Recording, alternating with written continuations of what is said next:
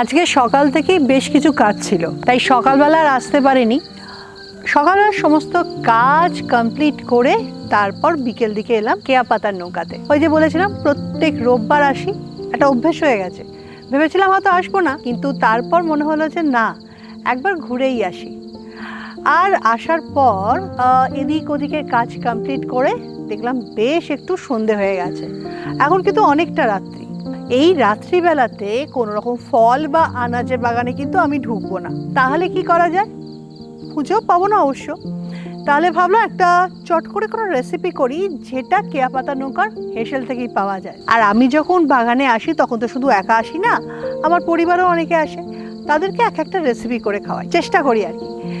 আর এই শীতে তো কত ফল, কত আনাজ পাওয়া যাচ্ছে, আবার গুড়ও পাওয়া যাচ্ছে, নানা রকম গুড়। তো সেগুলো দিয়ে যদি কিছু একটা প্রিপারেশন করা যায় তাহলে কেমন হয়।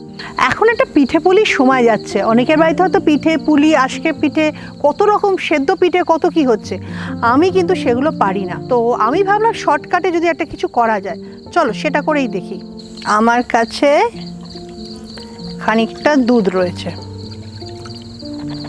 দুধটা একটু গরম হোক, ততক্ষণে ভেবে নিই যে কী করব।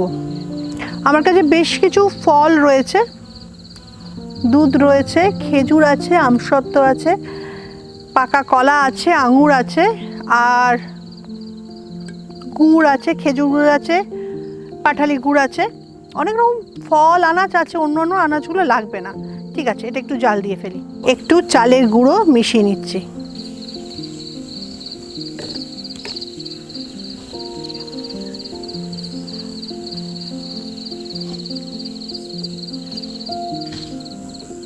বাহ, বেশ একটু ঘন হয়ে গেছে।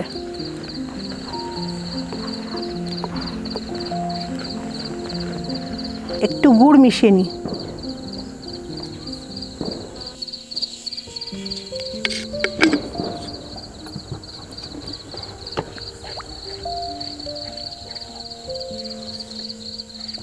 একটু নারকেল দেব।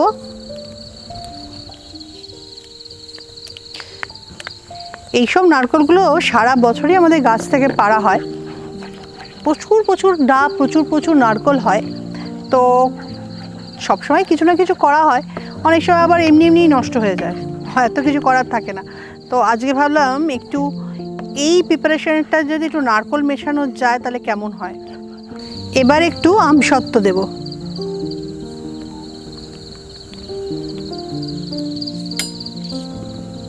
এবার একটু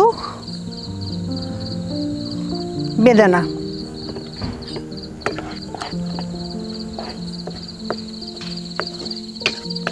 তবে মনে হয় আর একটু গুড় দিলে ভালো হবে।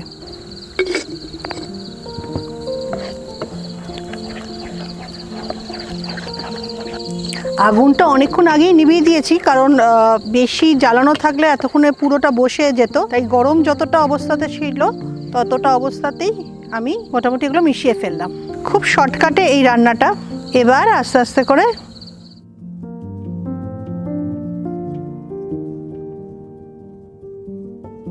এবার সুন্দর করে ডেকোরেশন করতে হবে। চেরি দেওয়া হয়ে গেছে, এবার কমলা লেবু।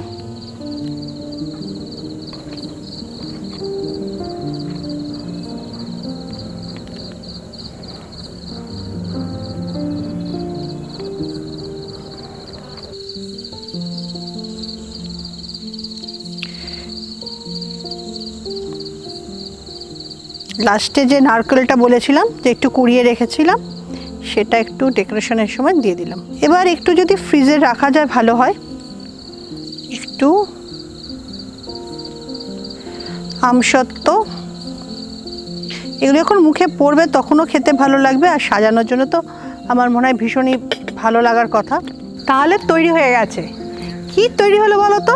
সুন্দর একটা প্রিপারেশনটা হয়েছে। যেটা বানিয়েছি সেটা ফিরনি, কিন্তু সেটার মধ্যে ফ্রুট মিশিয়েছি। তাহলে এটার নাম তো দেওয়াই যেতে পারে ফ্রুট ফিরনি। কেমন হয়? কেমন হয় সেটা অবশ্য খেলেই বোঝা যাবে যে কেমন হয়েছে। দেখতে তো ঠিক আছে, মন্দ হয়নি। এবার খেয়ে দেখতে হবে যে কেমন হলো। কারণ এভাবে যে কখনো বানানো হয় সেটা আমার জানা নেই। আমি তো বানিয়ে ফেলেছি। এবার আমাকেই খেয়ে দেখতে হবে যে কেমন হয়েছে। এবার একটা এইভাবে নিই,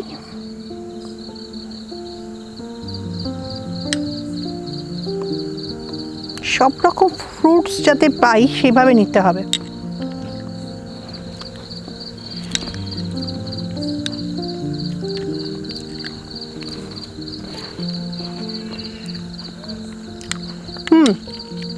গুড় দিয়ে বানানো হয়েছে তো ফিরনি, তাই স্বাদটা একটু অন্যরকমই হয়েছে, বেশ অন্যরকম স্বাদ। আর তার মধ্যে এই ফ্রুটসগুলো যখন মুখে পড়ছে বেশ ভাল লাগছে। তোমরা কিন্তু ট্রাই করে দেখো, মন্দ লাগবে না।